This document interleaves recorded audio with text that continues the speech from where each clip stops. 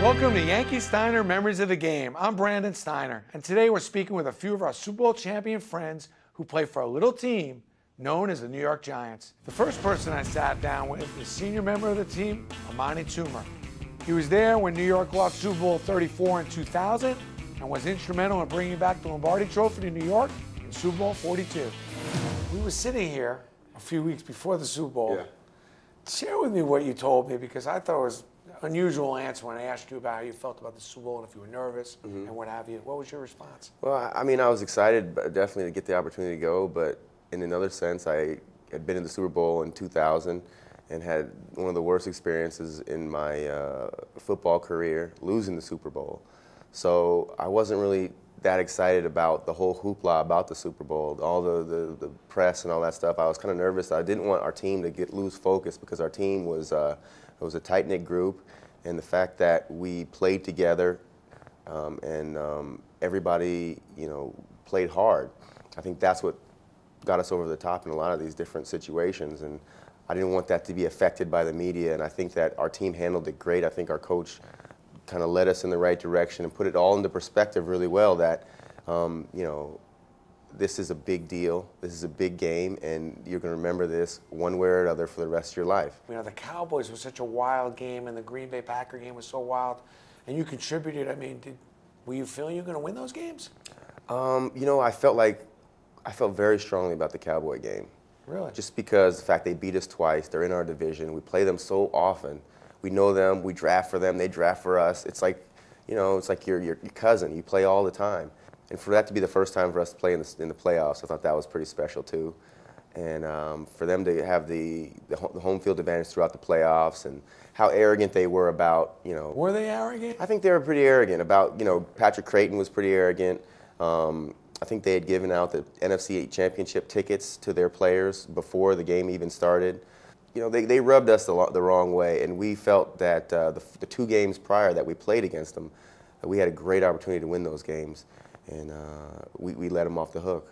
So when we ended up getting another opportunity to play them, you very rarely get the third opportunity to play a team. Yeah, it's true. So when we got that opportunity, we took full advantage of it.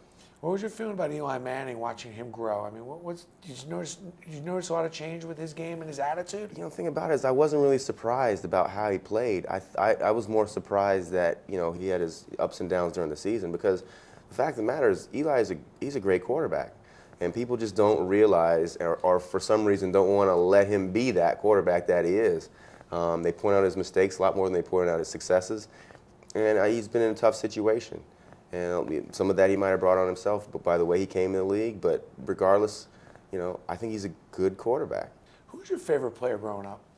My favorite player was probably like Jerry Rice. I really like Sterling Sharp. See a little bit of your game in them? Did you try to emulate them a little bit? I mean, a little bit. I definitely have my own style, and you emulate people, but when it comes down to it, you're your own person. You emulate, and you can only do what you can do well.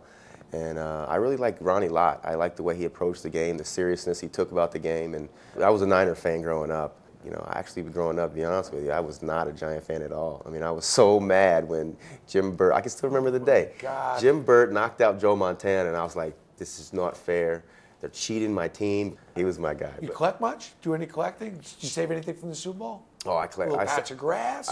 I saved almost everything from the Super Bowl. They gave us little Gatorade bottles that said New York Giant Super Bowl 42 champs. I kept that. I kept just little stuff that is going to be personal stuff. That I kept my jersey, of course. When you go into the season, I mean, do you go in the same way you go in every season, just winning and having this pinnacle and just having this unbelievable run you just had? Are you as hungry? Can you be as hungry to go into the season the way you have been in the past? That was always a question that I asked myself after somebody won the Super Bowl. Like, what else could you do? You won the Super Bowl, but after winning the Super Bowl and experiencing New York City, experiencing that parade, it's just 2 million. The 2 million people at the parade, and then the other thing in Giant Stadium, and how excited the fans were, and I used to go on YouTube and stuff, and I'll check out like how the fan reaction, because we were in Arizona, but I didn't really see how to see how people reacted in New York City and Brooklyn, all the different boroughs. That was exciting to me. Amazing.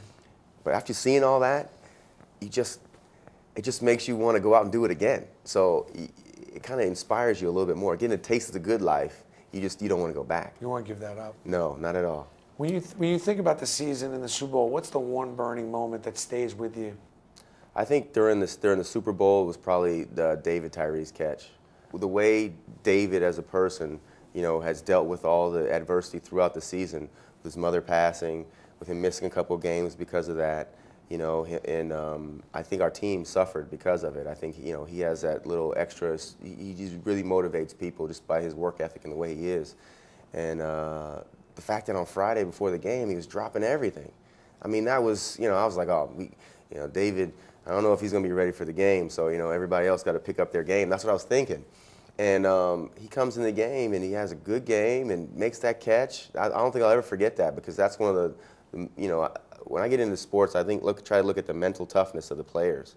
I think that is one of the most mentally tough. He's one of the most mentally tough players I've known. And to come up big in that situation, I mean, he was like the 4th or 5th read on that play. So it's like, That's crazy. For him to run the route hard is in itself, in a 4-minute drive. You don't want to run deep hard in a 2-minute drive, because you're probably not going to get the ball, and number 2, you're going to be tired. So when the next play comes, when you do get the ball, you might warn yourself out on the other play. So it's that whole thing kind of plays into your mind. So for him to do what he did in all those types of situations, that's pretty amazing. It is amazing. And the Syracuse University cranks out those kind of guys. Oh, yeah. That's kind of what that institution is about.